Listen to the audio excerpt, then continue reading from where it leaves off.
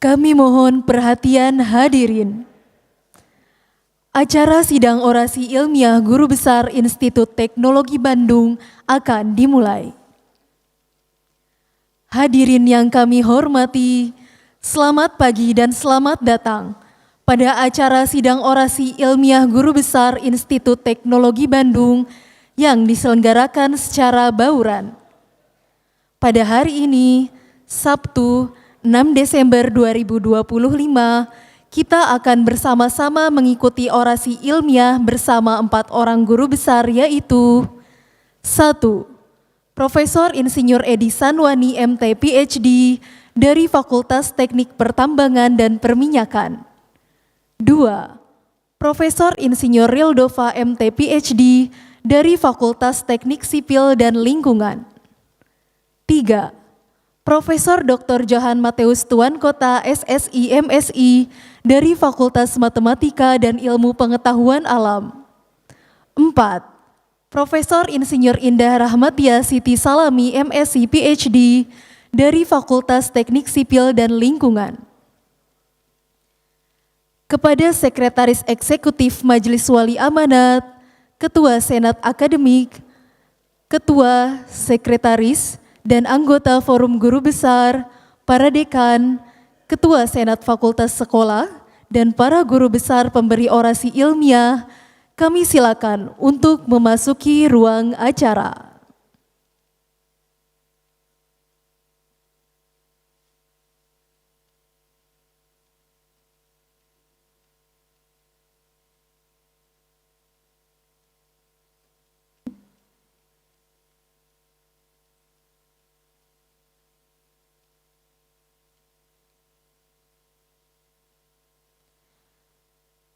Kami mohon untuk berfoto bersama.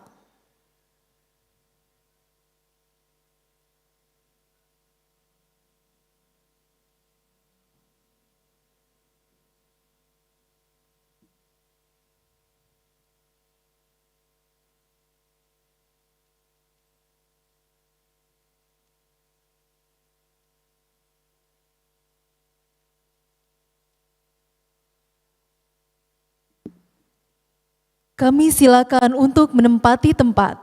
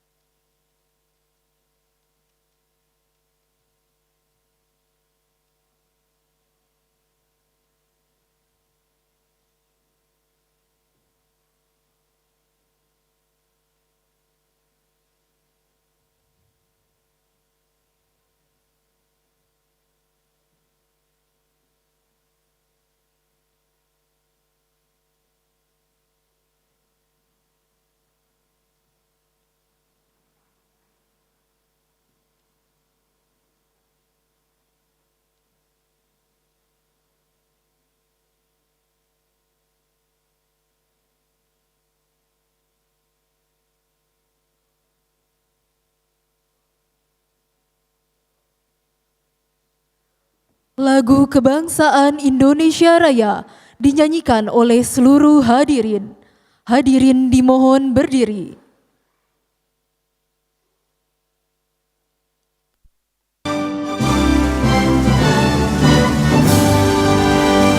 Indonesia tanah airku, tanah tumpah darahku.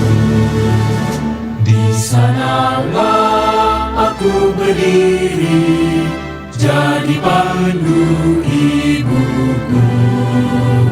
Indonesia kebangsaanku, bangsa dan tanah airku. Marilah kita bersatu, Indonesia bersatu. Hiduplah tanahku, hiduplah negeriku, bangsaku, rakyatku semuanya. Bangunlah jiwanya, bangunlah badannya, untuk Indonesia Raya.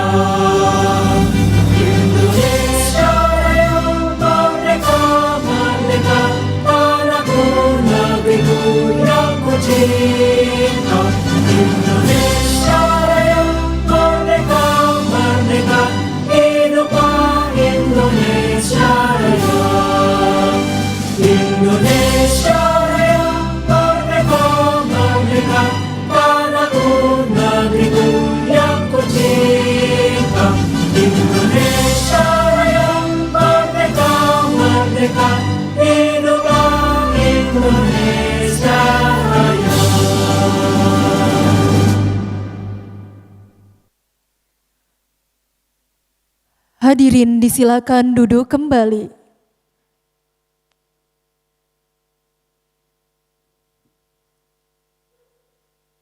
Pembukaan sidang orasi ilmiah Guru Besar Institut Teknologi Bandung oleh Ketua Forum Guru Besar Institut Teknologi Bandung.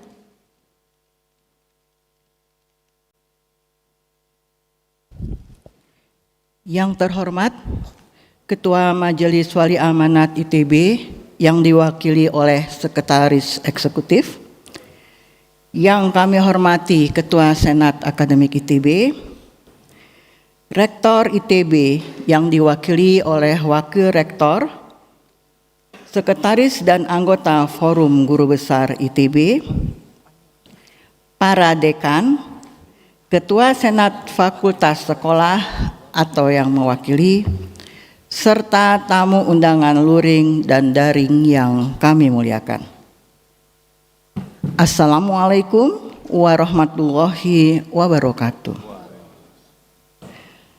Pada hari ini, Sabtu, tanggal 6 Desember tahun 2025, Forum Guru Besar Institut Teknologi Bandung menyelenggarakan sidang orasi ilmiah Guru Besar ITB, yaitu 1. Profesor Insinyur Edi Sanwani, MT, PhD, dari Fakultas Teknik Pertambangan dan Perminyakan, dengan judul orasi Pengolahan Mineral dan Sumber Sekunder untuk mendukung sirkularitas dan keberlanjutan industri metalurgi. 2. Profesor Insinyur Rildova, MT, PhD, dari Fakultas Teknik Sipil dan Lingkungan, dengan judul orasi Dinamika Struktur Lepas Pantai dari Infrastruktur Energi Konvensional hingga Energi Terbarukan. 3. Profesor Dr. Johan Matius Tuan Kota, SSI, MSI, dari Fakultas Matematika dan Ilmu Pengetahuan Alam, dengan judul orasi Ketaklinieran, Signifikansi, Kerumitan, dan Hampirannya. 4. Profesor Insinyur Indah Rahmatiah Siti Salami, MSI, PhD, dari Fakultas Teknik Sipil dan Lingkungan, dengan judul orasi Peran Penilaian Risiko Kesehatan Lingkungan dalam mendukung pembangunan berkelanjutan. Kami mengucapkan terima kasih atas kehadiran Bapak, Ibu, Saudara-saudari di Gedung Aula Barat dan pada ruang virtual Zoom meeting. Dengan mengucapkan Bismillahirrahmanirrahim, sidang orasi ilmiah Guru Besar ITB resmi dibuka.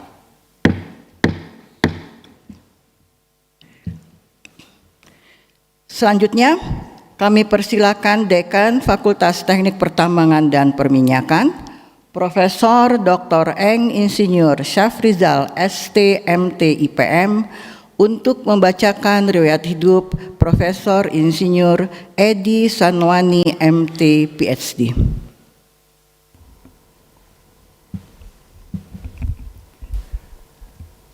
Bismillahirrahmanirrahim. Terima kasih Ibu Ketua Forum Guru Besar Institut Teknologi Bandung. Assalamualaikum warahmatullahi wabarakatuh.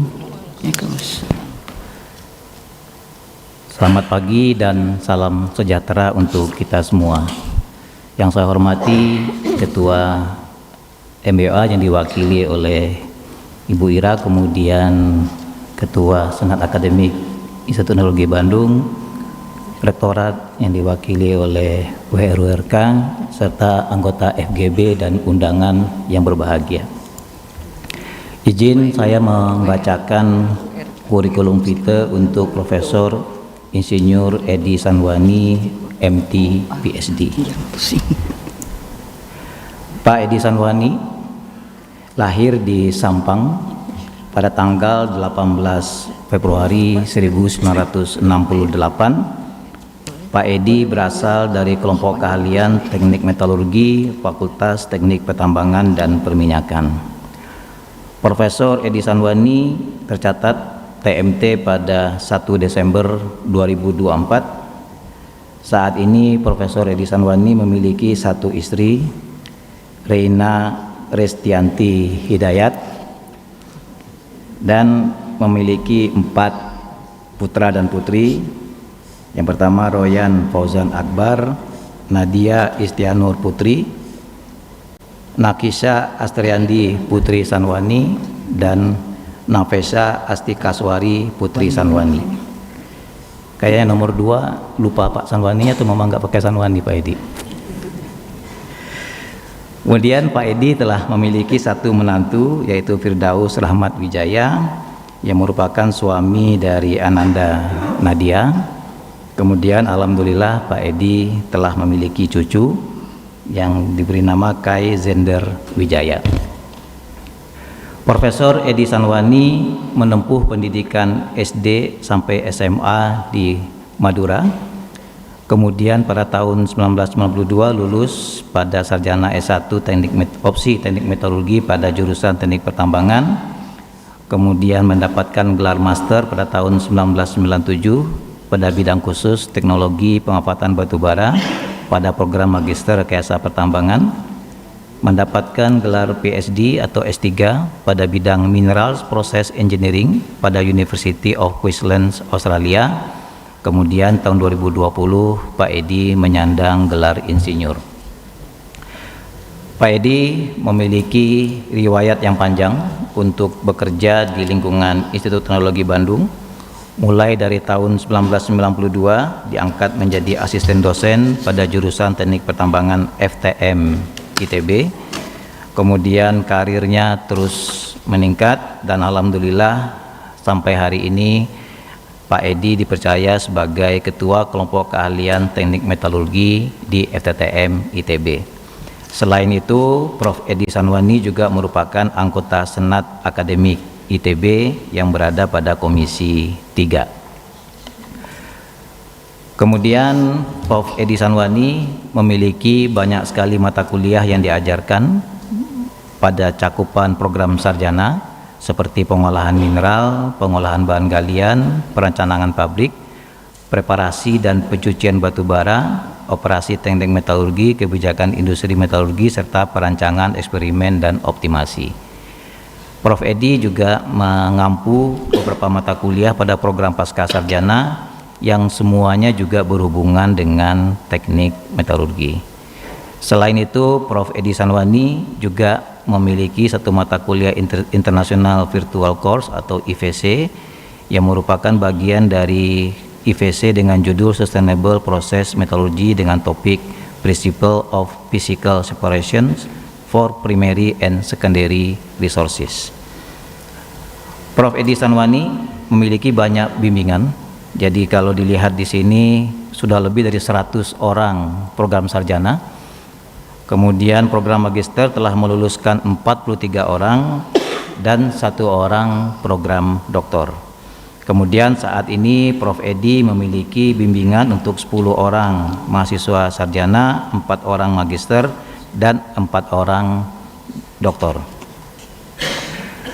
Prof. Edi Sanwani melakukan penelitian di bidang utama yang sesuai dengan guru besar yang disandang oleh beliau, yaitu di bagian pengolahan mineral, sumber primer termasuk batu bara, kemudian pengolahan pada sumber sekunder seperti pada tiling, residu, slag atau limbah elektronik, serta preparasi dan pencucian batu bara dan penggunaan dan pemanfaatan batu bara. Prof. Edi telah mendapatkan banyak hibah penelitian baik secara nasional maupun hibah yang sedang berjalan pada hari ini. Kemudian Prof. Edi telah memiliki sedikitnya 50 publikasi internasional dan nasional, di mana rinciannya kurang lebih 32 internasional dan 18 nasional, kemudian menghasilkan 3 paten, 1 granted dan 1 multi-process register. Kemudian dalam pengabdian masyarakat, Prof. Edi memiliki pengalaman yang panjang, jadi baik dengan pemerintah maupun dengan industri, seperti PT Aneka Tambang, PT Timah, PT Freeport, PT Bukit Asam, PT Brekol, dan lain-lain. Kalau lain-lainnya berarti lebih banyak Bapak Ibu ya. Jadi kemudian banyak melakukan pelatihan di bidang pengolahan mineral. Kemudian Prof. Edi telah mendapatkan penghargaan mulai dari pengabdian sebagai pegawai negeri dari 10, 20, 25 sampai 30 tahun pada tahun ini. Artinya Prof. Edi cukup senior. Kemudian juga mendapatkan award dari Big Mind ID, kemudian juga berposter pada Biohydrometallurgy Symposium pada tahun 2015. Selain sebagai dosen dengan sejarah panjang penelitian, Pak Edi juga memegang beberapa sertifikasi, yaitu insinyur profesional utama, sertifikasi insinyur, serta sertifikasi pendidik. Nah, ini yang paling menarik tentang hobi. Jadi Prof. Edi Sanwani sempat saya temani beberapa kali untuk latihan menuju ultramaraton 2025. Alhamdulillah bisa finish, tapi setelah itu cedera kaki selama 1 minggu. Sampai harus naik kursi roda. Jadi luar biasa perjuangan Prof. Edi untuk bisa finish pada ultramaraton kemarin. Kemudian beliau juga punya hobi tenis meja dan juga punya hobi tenis lapangan. Selain itu, Prof. Edi juga punya hobi kalau datang ke sebuah lokasi pasti akan bertanya dahulu di mana tempat makan yang paling enak dan paling lengkap, ditutup dengan mencicipi durian. Baik Bapak Ibu, itu kurang lebih yang bisa kami sampaikan tentang profil Prof. Edi Sanwani. Sekali lagi selamat Prof. Edi atas orasi pada hari ini. Billahi taufik wal hidayah. Assalamualaikum warahmatullahi wabarakatuh. Berikutnya kami persilakan Profesor Insinyur Edi Sanwani MT PhD untuk menyampaikan orasi ilmiah.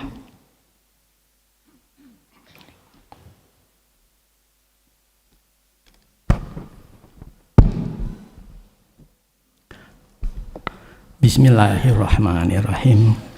Assalamualaikum warahmatullahi wabarakatuh.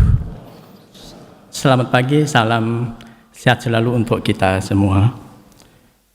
Yang terhormat Ketua Majelis Wali Amanat ITB atau yang mewakili, yang kami hormati Ketua Senat Akademik ITB, Rektor ITB atau yang mewakili, Ketua, Sekretaris dan anggota Forum Guru Besar ITB, para dekan, para Ketua Senat Fakultas Sekolah atau yang mewakili Bapak, Ibu, tamu undangan yang hadir di Aula Barat dan tamu undangan yang hadir secara daring. Perkenankan saya menyampaikan orasi ilmiah guru besar saya dengan judul Pengolahan Mineral dan Sumber Sekunder untuk mendukung sirkularitas dan keberlanjutan industri metalurgi. Kita semua tahu ini adalah peta negara kita yang termasuk luas dan juga banyak mengandung mineral berharga. Di slide ini yang saya kutip dari buku Neraca Sumber Daya Mineral dan Batubara Indonesia tahun 2025, contoh mineral-mineral yang merupakan mineral logam, boksit, nikel, besi primer, emas primer, emas, timah, seng, tembaga, beserta perkiraan jumlahnya baik sebagai sumber daya maupun cadangan. Termasuk sekarang mulai muncul sumber daya LTJ, logam tanah jarang, walaupun belum mencapai logam cadangan. Ya. Nah, pertanyaannya adalah bagaimana kita bisa memanfaatkan anugerah Tuhan ini? Kalau dibiarkan saja tentu tidak banyak memberikan manfaat. Ya.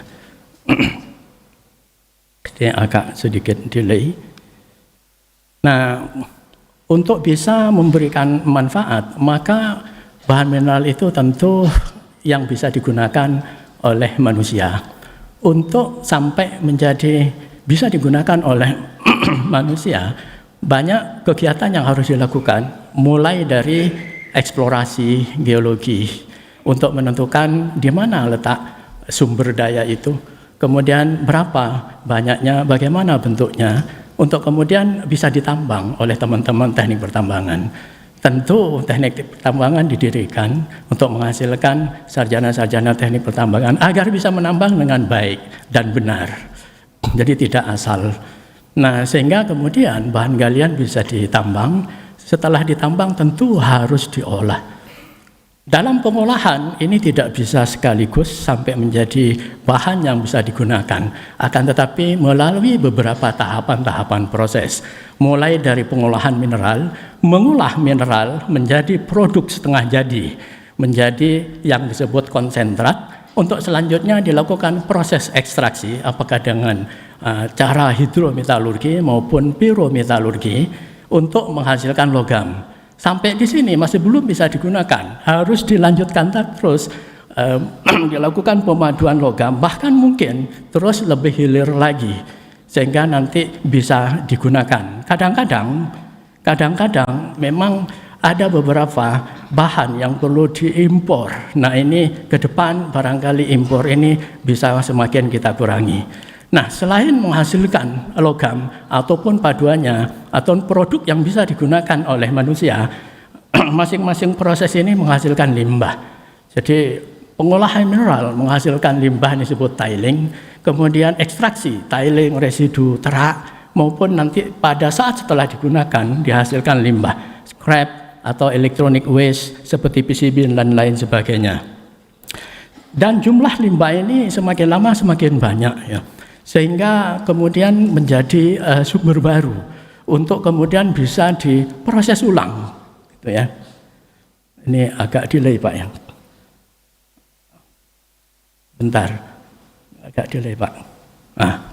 Nah, jadi kemudian semakin banyak tiling, residu, telak, limbah itu kemudian menjadi sumber baru, sehingga kemudian sumber yang berasal dari alam disebut sumber primer, dan kemudian sumber dari tiling, limbah menjadi sumber yang disebut sumber sekunder, dan prosesnya kembali lagi dari awal. Sehingga di dalam kesempatan ini, di mana saya kemudian dari sejak awal menjadi dosen ITB ditugaskan untuk kemudian menekuni pengolahan mineral, itu yang saya tekuni dan saya istiqomah menekuni ini. Dan sumber daripada pengolahan ini menjadi dua, sumber primer, sumber sekunder. Nah, sekarang saya ingin sedikit sharing mengenai prinsip dasar pengolahan mineral, cara yang paling sederhana, ya. Karena mungkin tidak semua aware dengan mineral. Hal pertama di dalam pengolahan mineral yang harus difahami itu adalah karakterisasi daripada biji. Biji adalah kumpulan mineral yang nanti akan dilakukan proses penambangan. Ini adalah contoh bagaimana mengkarakterisasi biji. Misalnya ini contoh hasil analisis peralatan yang disebut ChemScan, ini kemudian optical microscopy. Pada dasarnya kita ingin memahami biji yang ada itu biji apa, mineralnya apa, bagaimana berasosiasi, berapa ukuran mineral di dalam biji. Karena itulah yang nanti akan menjadi dasar bagaimana proses ke depan. Sehingga aspek mineralogi, yaitu mineralogi untuk proses, menjadi sangat penting di sini. Mungkin urusan mineral, geologi sangat aware, tambang, eksplorasi, metalurgi dalam hal ini pengolahan juga menjadi sangat penting karena akan mendukung ke arah mana proses akan dilakukan. Dengan memahami karakteristik daripada biji itu, kemudian dilakukanlah pengujian-pengujian metalurgi yang kemudian nanti diterapkan di dalam industri. Yang pertama itulah bagaimana meliberasi mineral, karena mineral itu terikat secara fisik antar mineral di dalam suatu bahan tambang. Bahan tambang bisa sekian meter, sekian sentimeter. Nah, kemudian mineral itu ukurannya dalam order mikron. Ini adalah contoh Ya. Contoh bagaimana mineral berasosiasi. Contoh sederhana, bisa dalam bentuk yang 1, 2, 3, atau 4. Rectilinear, boundaries, veins, shell, occlusion. Ini nanti akan menentukan ke arah mana proses. Nah, walaupun kenyataannya tidak sesimpel ini. Kalau kita lihat tadi seringkali sangat kompleks. Semakin kompleks mineral akan semakin challenging untuk proses pengolahannya. Ini adalah ilustrasi. Suatu satu partikel katakanlah mengandung beberapa mineral berharga. Jadi ada mineral yang nantinya ingin kita recovery, itu bagaimana cara meliberasinya. Nah, cara meliberasi di dalam khususnya di industri adalah mengecilkan ukuran partikel sampai suatu ukuran. Kadang seringkali ini dilakukan bertahapan. Ya, dengan proses crushing bertahap, kemudian grinding, sampai pada suatu ukuran tertentu. Nah, tentu saja juga nanti ada proses pemisahan ukuran menggunakan screening classifying. Pada dasarnya bagaimana menghasilkan partikel sampai ukuran berapa sehingga mineral terliberasi dengan baik. Ini menjadi suatu pertanyaan penting di dalam penerapan di industri. Sampai ukuran berapa partikel akan dihaluskan? Karena tahapan proses kominusi, crushing, grinding menjadi sangat penting. Kalau kita lihat biaya produksi proses pengolahan mineral sampai menjadi konsentrat, kalau di breakdown 40-60% itu adalah biaya grinding. Nah, kemudian setelah dihasilkan ukuran partikel yang kita kehendaki, sehingga diharapkan mineral-mineral kemudian terliberasi, berikutnya adalah memisahkan mineral-mineral yang sudah terliberasi. Nah, pemisahan ini tentu terkait dengan karakteristik sifat fisik daripada mineral-mineral, apa yang berbeda dari sifat fisik daripada mineral itu agar bisa dipisahkan. Itulah kemudian yang akan dimanfaatkan untuk memisahkan mineral. Nah, pemisahan mineral disebut mineral berharga dari mineral pengotornya atau pengganggu. Ini dilakukan semua secara fisik, tanpa bahan kimia atau hanya kalau ditambahkan bahan kimia, dosisnya tidak signifikan. Karena pada dasarnya penambahan reagen hanya untuk mengubah permukaan, ya, untuk memodifikasi permukaan daripada partikel, bukan reaksi total. Kemudian berlangsung pada tekanan normal, temperatur atmosfer normal, bukan temperatur tinggi, sehingga pada dasarnya proses pengolahan mineral ini sudah friendly, environmentally friendly, gitu ya. Nah, sifat-sifat fisik ada beberapa, bisa dari berat jenis, kemudian prosesnya, teknologinya disebut konsentrasi gravitasi. Kalau dibedakan atas sifat kemagnetannya disebut konsentrasi magnetik. Kalau dibedakan atas dasar hantaran daya hantar listrik, konsentrasi elektrostatik, dan kalau dipisahkan berdasarkan sifat permukaan daripada partikel yang nanti bisa dimodifikasi dengan penambahan reagen dan seterusnya, itu sehingga nanti ada partikel yang disebut partikel hidrofobik dan partikel hidrofilik, sehingga nanti bisa dipisahkan, metodenya disebut konsentrasi flutasi. Nah, itu gambaran sedikit secara umum proses pengolahan mineral, bagaimana mengolah mineral menjadi produk antara yang disebut konsentrat, sehingga ini kemudian berlanjut kepada proses ekstraksi. Ya. Nah, berikutnya adalah beberapa penelitian pengolahan mineral khususnya di sumber primer, dan nanti bagian berikutnya adalah sumber sekunder di laboratorium pengolahan bahan galian. Ya. Tentu ada dua bagian utama, yaitu proses kominusi, kemudian proses konsentrasi. Nah, di sini saya mencoba menampilkan beberapa penelitian yang dilakukan selama ini di lab pengolahan bahan galian. Pertama, contohnya adalah studi modifikasi reologi selari pada penggurusan biji timah primer asal Batu Besi Belitung.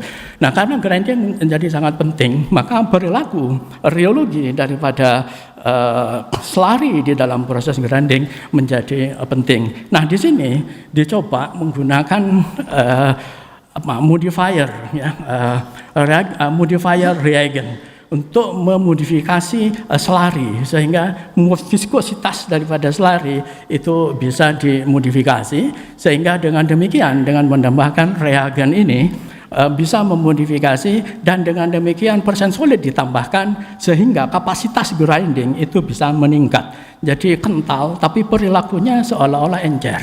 Nah, ini bisa dilihat ini contohnya.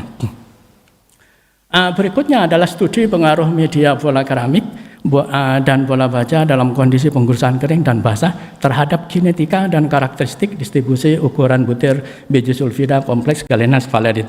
Jadi ini masih tentang grinding. Ini contoh bagaimana percobaan salah satu mahasiswa S2 di sini melakukan percobaan ini, kemudian bisa dilihat spesifikasi alat dan kondisi operasi proses grinding. Jadi kita ingin melihat bagaimana perilaku proses grinding menggunakan berbagai macam variabel ini. Ya. Kemudian proses konsentrasi. Contohnya adalah konsentrasi gravitasi biji timah primer asal Pulau Bangka menggunakan meja goyang dan jig. Jadi beberapa peralatan konsentrasi gravitasi, contohnya adalah meja goyang ini. Kenapa disebut meja goyang? Karena memang bisa bergoyang begitu Bapak Ibu ya. Shaking table. Kemudian ini adalah jig, ini setup daripada peralatan. Jadi bagaimana proses pemisahan dengan berbagai macam variabel terhadap contohnya di sini adalah biji timah primer.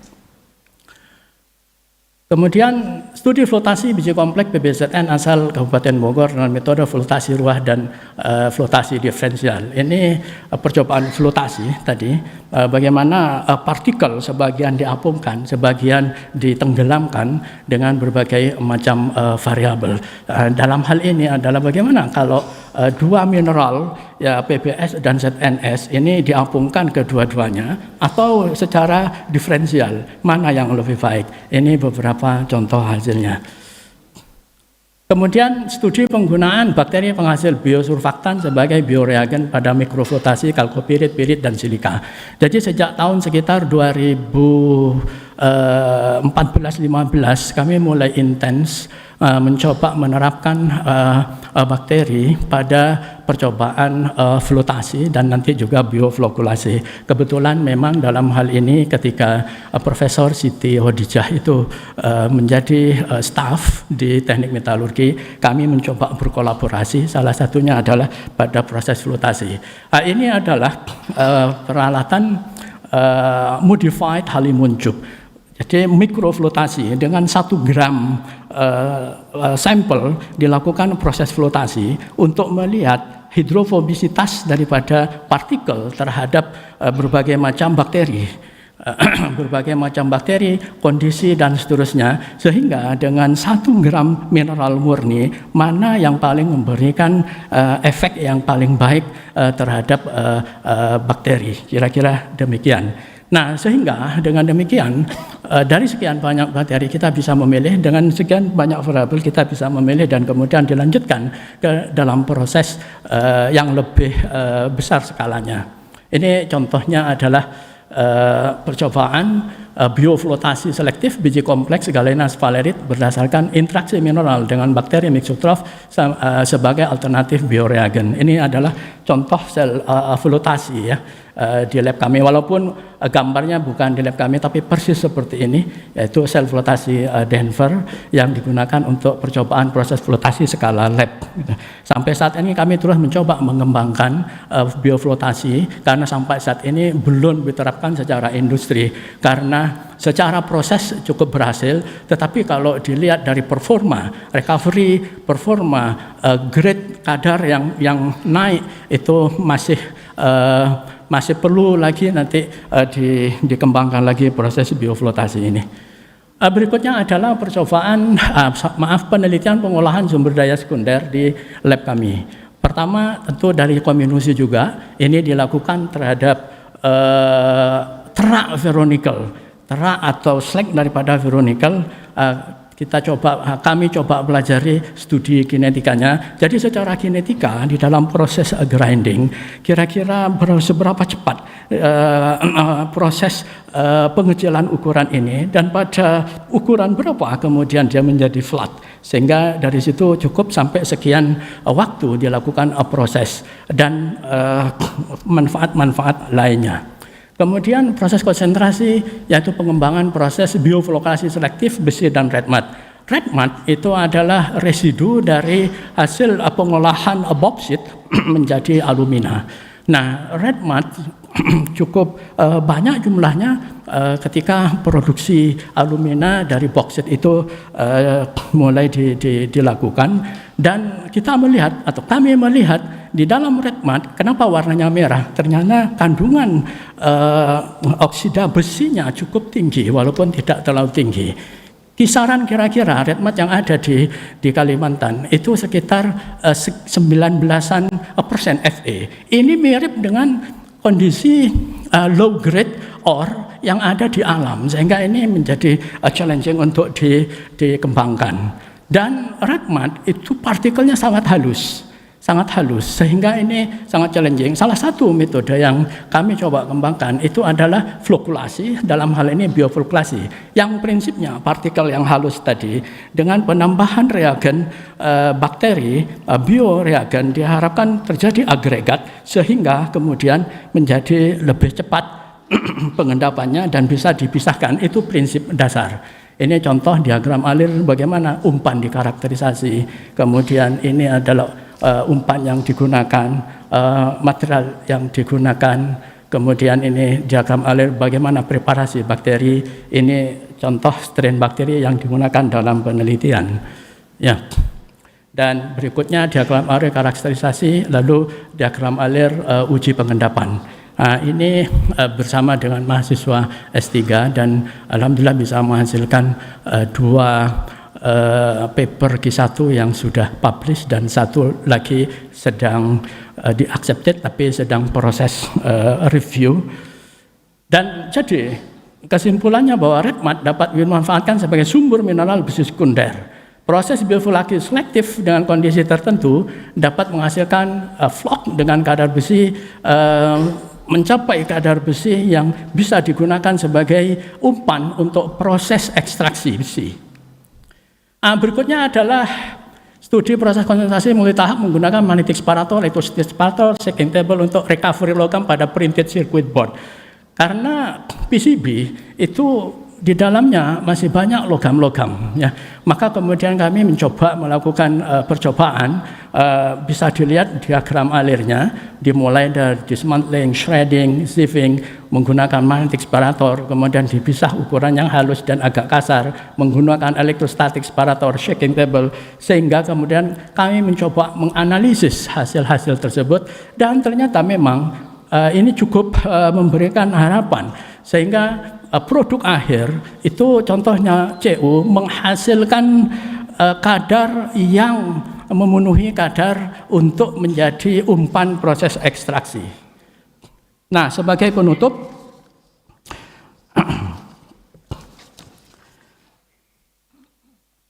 Oras ini telah membahas aspek pengolahan mineral dan sumber daya sekunder sebagai bagian dari proses panjang penyediaan logam dan paduannya untuk sirkularitas dan keberlanjutan industri.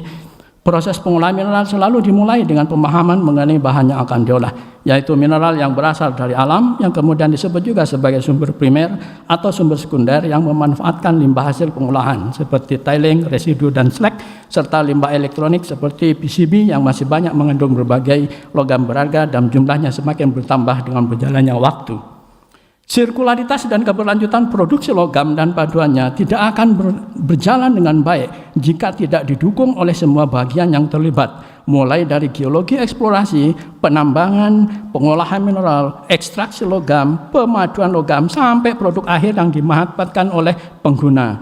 Semua bagian atau komponen harus terus meningkatkan pengetahuan dan kemampuan di bidangnya masing-masing untuk kemajuan bersama. Di bidang pengolahan mineral yang sudah dikenal sejak lama, yaitu sejak manusia mulai mengenal mineral, walaupun banyak teknologi yang sudah lama dikembangkan dan bahkan tetap dipakai hingga saat ini di industri, tetap perlu terus berkembang, mengingat dunia juga terus berkembang dengan tantangan-tantangan yang juga terus berkembang, termasuk tantangan terkait lingkungan yang semakin perlu dijaga kelestariannya untuk peningkatan kualitas hidup manusia. Tantangan teknologi ke depan dari sisi pengolahan mineral adalah berkaitan dengan karakteristik mineralogi bahan galian maupun sumber daya sekunder yang dicirikan oleh struktur mineral yang amorf, seperti bahan galian lateritik, ukuran mineral yang sangat halus, ikatan fisik mineral yang semakin kompleks, dan lain-lain. Dengan demikian masih akan ada ruang untuk terus berkembang.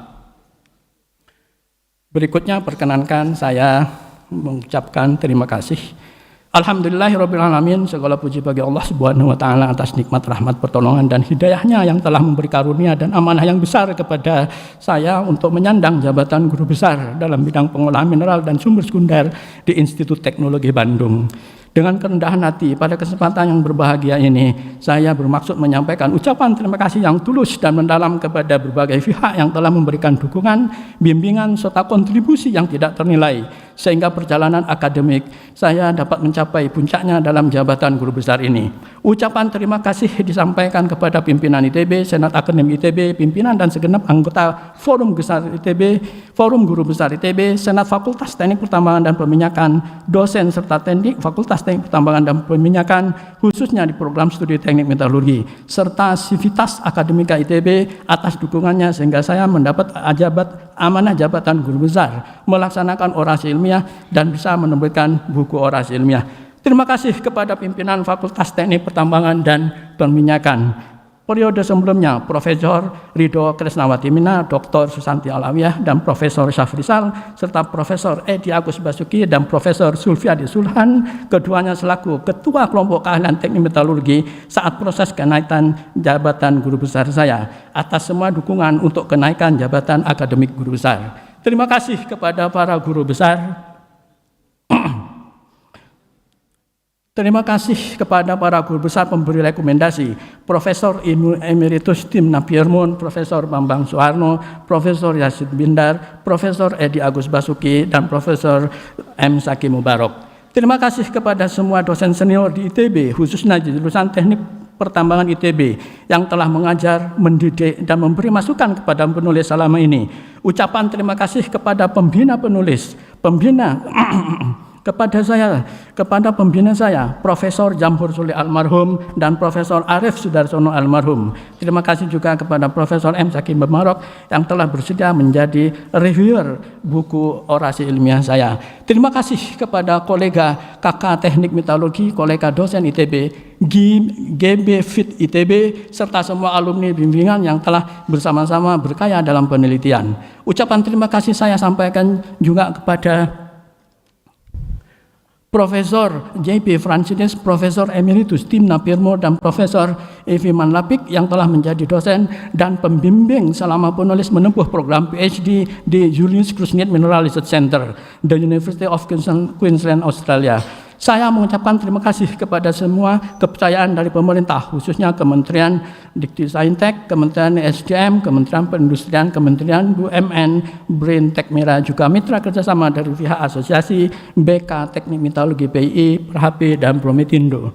Saya mengucapkan terima kasih atas kerjasama dan kepercayaan yang diberikan selama ini kepada beberapa perusahaan yang selama ini bekerja sama. Bisa dilihat banyak sekali. Terima kasih. Terima kasih kepada semua guru dan pengajar, baik pendidikan formal, SMA, SMP, SD, dan non-formal, atas semua pendidikan, nasihat, dorongan, dan doa yang tulus. Terima kasih kepada seluruh rekan alumni Julius Krusnit Mineral Research Center, The University of Queensland, jurusan Teknik Pertambangan TA86. Terima kasih atas kehadirannya juga hari ini. SMA Negeri Sampang 86, SMP Negeri 1 Sampang 83, dan SDN Banyuar 1 Sampang 80. Ucapan terima kasih kepada Bapak Mertua Insinyur Hidayat almarhum dan Ibu Mertua Mausalina Siaan, serta kepada adik-adik ipar dan keponakan atas perhatian, nasihat, kepercayaan, doa, dan dukungan yang selalu diberikan. Saya menyampaikan ucapan terima kasih, rasa syukur, rasa hormat, dan khidmat kepada kedua orang tua saya, Ibu Hajah Siti Musdifah almarhum dan Bapak Haji Abdul Halik almarhum, untuk semua didikan, ilmu, kesabaran, perjuangan, keteladanan, doa yang tak putus, dan nilai-nilai yang ditanamkan kepada saya.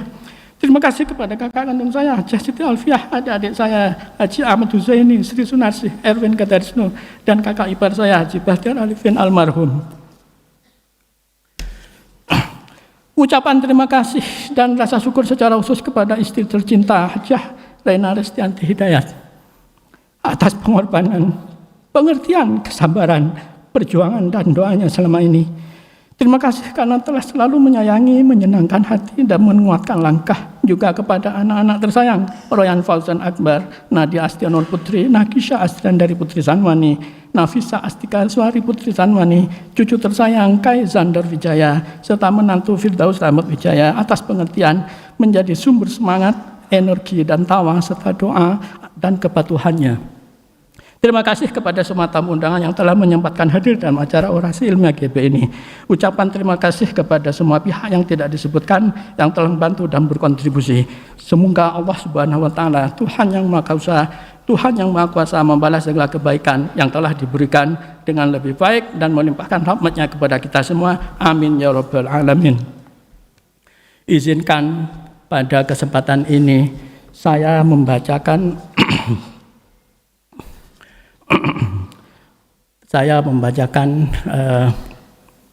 amanah Guru Besar Institut Teknologi Bandung. Dalam mengemban amanah Guru Besar Institut Teknologi Bandung, saya akan menjaga kehormatan guru besar dengan selalu meningkatkan kompetensi keilmuan, membangun lingkungan masyarakat keilmuan saya, serta memberikan keteladanan dan manfaat atas keberadaan saya. Untuk itu, saya akan selalu memegang teguh janji dan ucapan saya, mempertahankan integritas dengan menjaga kejujuran, kepercayaan, kebijaksanaan, keadilan, saling menghormati, bertanggung jawab, dan menjaga nilai-nilai ITB dan masyarakat. Semoga Allah Subhanahu wa taala, Tuhan yang Maha Esa, selalu memberikan petunjuk dan lindungan kepada saya. Bandung, 6 Desember 2025, Profesor Edi Sanwani. Sekian, terima kasih.